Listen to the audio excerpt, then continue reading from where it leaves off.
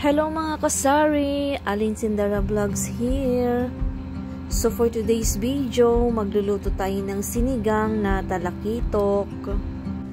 So ito yung mga ingredients natin. Meron tayo dito kamatis, sitaw, ito yung ladyfinger, yung okra kung tawagin natin, may bawang dyan, siling mahaba, ito radish or labanos. Tapos gagamit ako ng luya, gagamit din tayo ng sibuyas na pula. So, ito naman yung dahon ng kamote natin. Hinimay ko na. Tinanggal ko na yung stem niya. At ito naman yung ating gagamiting santol. So, binalatan ko na. Mga 5 piraso yan na malalaki. Actually kasi guys, yung santol na yan ay galing sa probinsya. Nung nagbakasyon kami sa Bicol. So, naisip ko na gamitin siya na pangsigang. So, hindi na tayo gagamit ng chopping board, guys. Kasi madali lang naman itong slicein. Actually, kahit ganito o pilas-pilasin lang ay pwede na. O, yan, ganyan. Actually, mas maganda gamitin yung hilaw. Kaya, siyempre, matagal-tagal na kasi ito, guys. Ilang days na din. Kaya, talagang hinog na siya. So, matamis-tamis na siya. Ito, mahirap siyang anuhin. So, gamitan natin siya ng kutsilyo. So, dito ko na nga din siya pinilas sa loob ng kaldero. Yan. O, yan o. Talagang masarap na to. Hinog na siya. Lalagay tayo ng isang basong tubig para gamitin yan na pakuluan yung santol. Ayan. Ayan. Antayin natin siyang kumulo. Tapos magpapakulo ako guys ng tubig. Ayan dyan. Sa other side ng aking kitchen niya. Magpakulo tayo ng tubig.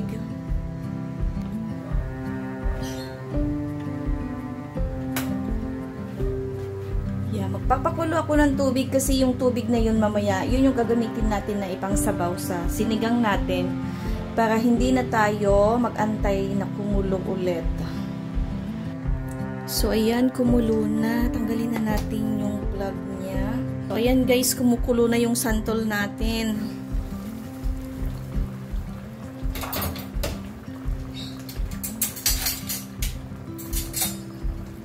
Dito ang gagawin ko dapat ay pipigain ko, pero pag-iisipan ko kung pipigain ko pa ba itong santol kasi kulang na tayo sa oras guys kasi mamaya-maya ay magsusumba pa pala ako. Mag-alas 8 na, medyo na late ako magluto. Ano ba yan? Alam mo minsan guys, pagka ganitong Sunday, gusto ko talaga magsumba kasi tas nagla-live ako pag nagsusumba. Kaya lang, alam mo ba na ang aga ko din naman nagigising, kaya lang nagbabantay ako ng tindahan. Tapos may bigla-biglang bumibili. So, yung mga dapat kong gawin, hindi ko masyadong nagagawa. So, eto late na nga ako mag-prepare ng ulam namin. Pero makakahabol pa naman ako. Pag mabilis lang naman tong lutuin guys, diba? Kasi isda lang ito. So, hindi ko na pipigain yung santol. Isasama ko na siya. So, wag palang kainin ang santol. Wag lang yung buto. Dami ko sinasabi, no?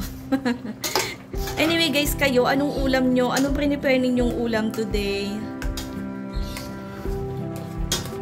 Diba, lutong probinsya ito. Para-paraan. So, ayan. Kumulo na yung ating santol. So, palambutin lang natin ng kaunti. Habang pinapalambot ko yan, guys, ay mag-i-slice tayo ng kamatis, at saka yung sibuyas. So, samahan nyo ako habang nag-slice ng kamatis. So, ayan. Gagamit tayo dito ng 3, 6. So, okay na siguro itong 6, no? Pero i-check natin kung ano. So, itabi ko yan. Kasi doon. Malinis na din yung tangkay doon. Actually, yan yung pinagtanggalan ko ng kanina. Kamote. So, yung pag-i-slice natin ng kamatis, Kahit anong design yan, pwede. So ako, dahil nagmamadali tayo, dahil naghahabol ako ng oras, kahit ano na lang, basta mahiwa yung kamatis.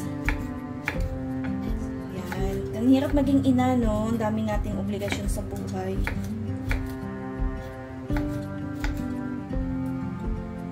So, ito na yung kamatis natin. Done.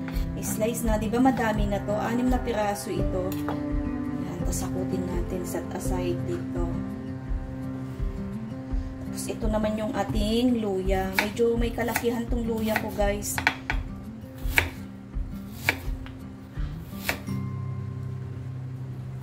Tapos ganito lang yung pag-slice. Simple lang. Hindi ko na siya pupok-pupok-pukin.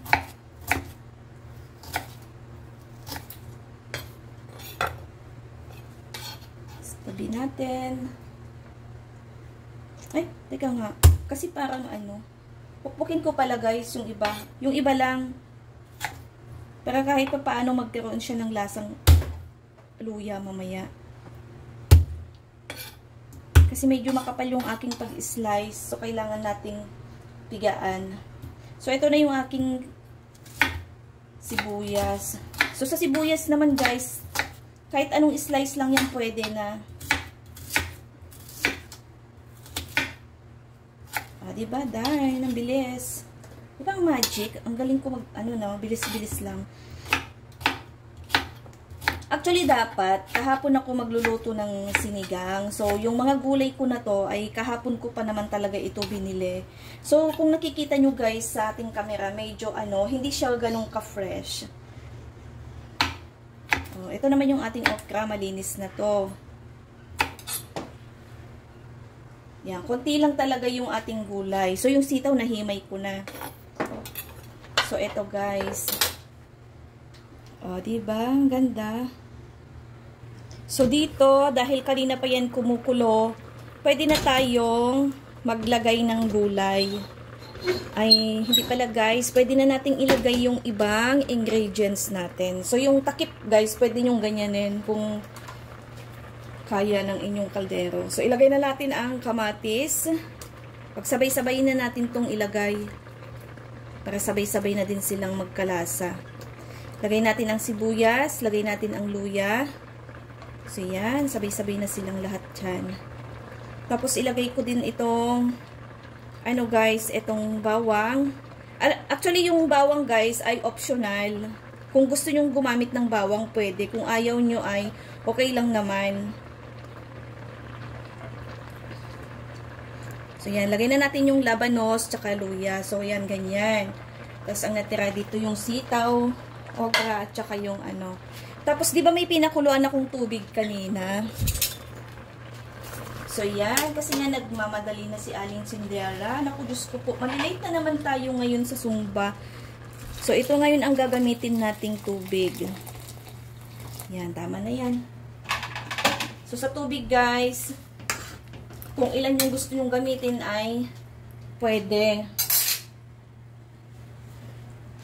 Tapos, takpan natin. Ay, huwag muna pala. Maglalagay na din ako ngayon ng asin. Yes! Kape. O, teka lang. So, ito. Maglalagay na tayo ng ano, asin. So, medyo madami akong ginamit na asin. Actually, konti pa nga to kasi madami tayong sabaw. Mag-add na lang tayo mamaya kung kumustahin natin yung lasa kung okay na. Tapos, ito naman yung paminta ko. Pinaghalo ko na yung buo at saka yung crack na paminta, yung medyo durog. Kasi, ano to guys, alam mo yung binibenta lang dyan na may stapler. To, yan. Ilagay ko na din. So, dahil may natira, kunin natin kasi sayang. Tapos, haluin. So, pakuluan ulit natin hanggang sa lumambot lang yung ating kamatis. Wala, maluluto na yung ating ano, talbos. Guys, dito sa ano natin, sinigang na isdang talakitok. Pwede kayong gumamit dito ng talbos ng kangkong o kaya yung ano ba tawag nito, yung pechay bagyo or kahit yung pechay pwede. Kahit anong talbos guys, pwede. Wag lang yung mga bilog-bilog like repolyo. Basta pang sigang, pwede yan. So, antayin natin kumulo. So, ayan, kumukulo na guys. Check ko nga kung medyo malambot na yung kamatis. So, hindi pa. So, dyan lang yan. And then, dahil ang santol ay manamis-namis yan, dahil sobrang hinog na yan guys. Para mabalance natin yung kanyang lasa, gagamit ako ng ganito, pang sigang, pero maliit lang. Ayan. O, diba? Pang balance ko lang yan sa lasa niya. Madalas akong gumamit ng sinigang sa kamya, sinigang sa sampalok, yung mga ganyan. Pwede rin pang sigang yung manggang hilaw, yung manggang kalabaw. Alam nyo ba yun guys, yun? Kasi di ba nga laking probinsya tayo. Then ano pa ba yung ating gagawin? Then mamaya-maya guys, ilagay na natin yung talakitok. Actually, yung talakitok guys, ito, yan. Yung talakitok, ito. 1 kilo yan mahigit, as in ang laki niya. So, itong gagamitin natin dito ay yung ulo, tsaka yung buntot, tapos 2 ano lang, yung gitna. And then, meron ako dito, iba, ito naman yung i-steam ko to mamaya, kasi babaunin ni hubby sa work niya. So, ito, maghapon na namin tong ulam, guys. Breakfast, lunch, and then, pwede na yan sa dinner, kaya medyo madami. So, ganyan ako magluto dito sa bahay. Para tipid sa gas, tipid pa sa oras.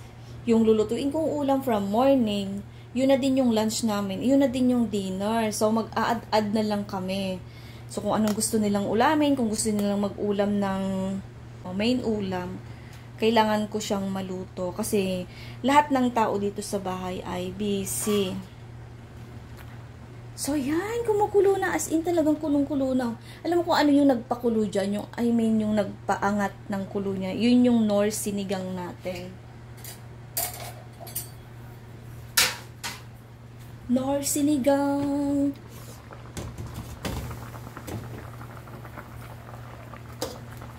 Durugin na nga natin.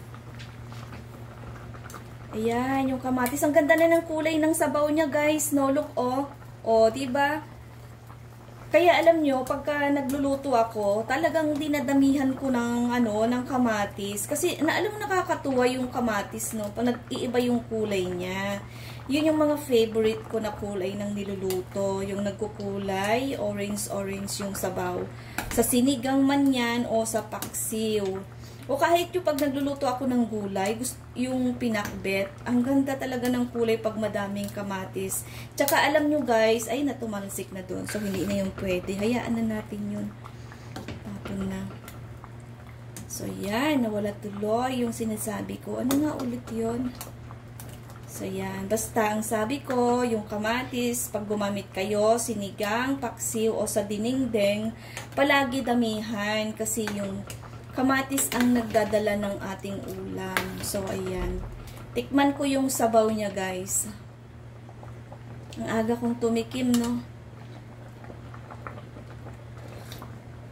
O, see? Sakto. Ay, may bibili na naman. Wait lang, puntahan ulit natin. Yan, sakto na yung lasa. Ngayon, eto na yung oras na ilagay na natin ang ating talakitok.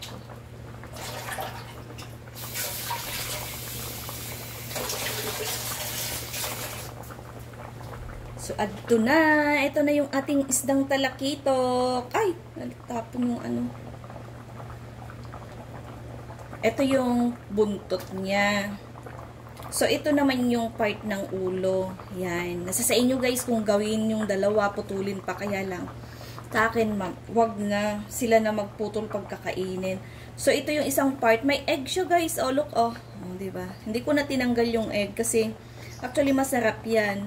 So, ito yung kalahati ng ulo kanina. Ito yung naputol na dalawa. So, ito yung sumunod sa buntot. O, yan. May nahiwalay pa. So, yan. Lagay ko na pala yung 3 sili din. Tatlo yung ginamit ko, pero optional lang yung tatlo. Pwede isa, pwede dalawa, o kahit pwede 10. Basta madami kayong, guys, budget dyan sa sili na yan. Kasi ang sili ngayon ay mahal. Bakit kaya ganun, guys, no? Pagka bumabagyo, tumataas yung mga bilihin. Lalo na sa mga gulay, grabe.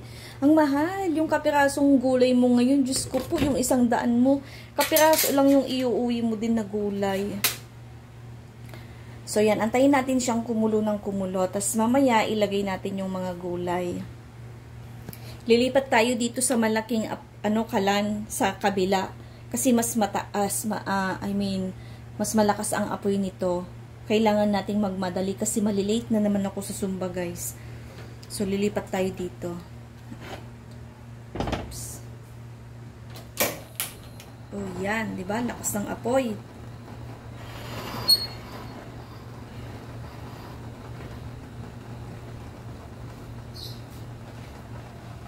So, kulong-kulo na siya agad.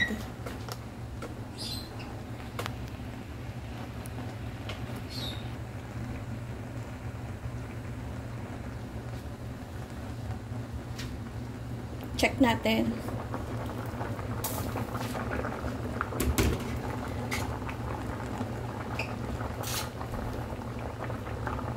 So, yung ito, yung mga kulay-kulay na yan, pwede nyo tong tanggalin. Pwedeng tanggalin, pwede namang hindi. Nasa sa inyo yan kung gusto nyong alisin.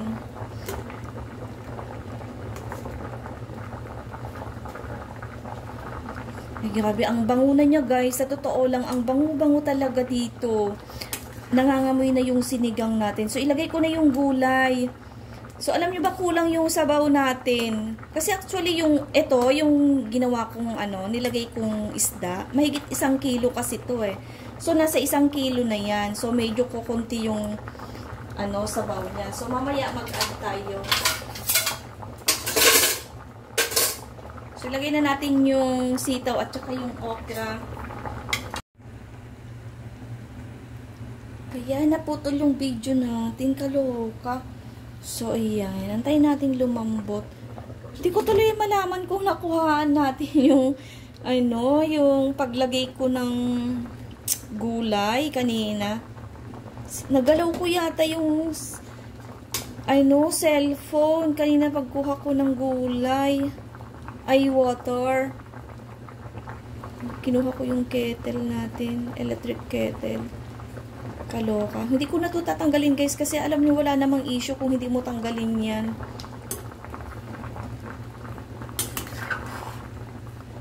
Uy, sarap talaga ng amoy. So, dalawang tayo ngayon. Napapadami tayo ng kain ngayon.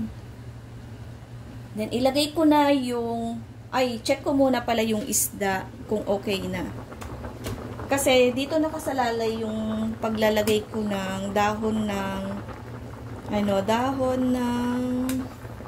kamote. Check natin. Luto na yung isda, guys. Luto na. So, pwede ko nang ilagay yung dahon. So, sa dahon ng kamote, guys, ay 2 tali ito. Yung binibili natin sa palengke na nakatali-tali na, gano'n. So, 2 tali. Dami, no? Kasi ganyan, mas madami, mas masarap. Ayan. Yun, nalaglag. Malinis to, guys. Nalinis ko yung kalan. Yung kalan namin, guys, lagi kong pinupunasan yan.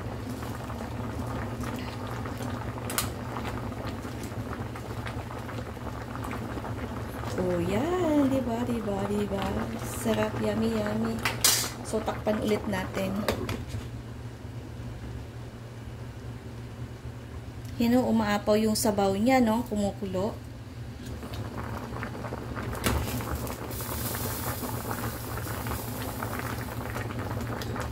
Pwede na nating iangat itong talbos.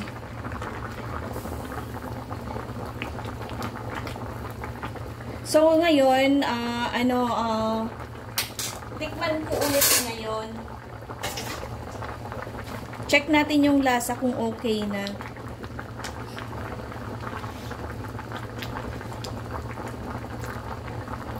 ba? Maasim-asim na manamis-namis. Naghahali yung lasa ng pangsigang kanina na yung ginamit nating nor at saka yung lasa ng santol. Grabe no, parang nasa province lang yung niluto ko. So ayan, takpan ko and then mamaya-maya ay ano na, yan, antayin natin kumulo. Saglit lang nakulo yan. Yan, check. Kasi kung umangat na, yan, check na natin.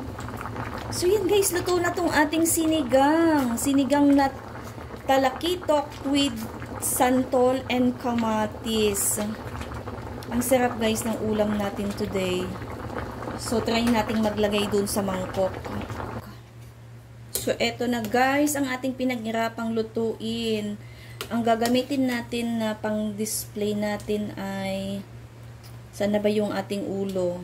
Ay, sige na nga, wag na nga yung ulo. Kasi parang nasa ilalim. Ito na lang. Ay, nadurog na siya, guys. Ayan. Tapos, itong gitna. So, ayan. Tapos, labanos. Okra. Siling haba. Tapos, talbos ng kamote.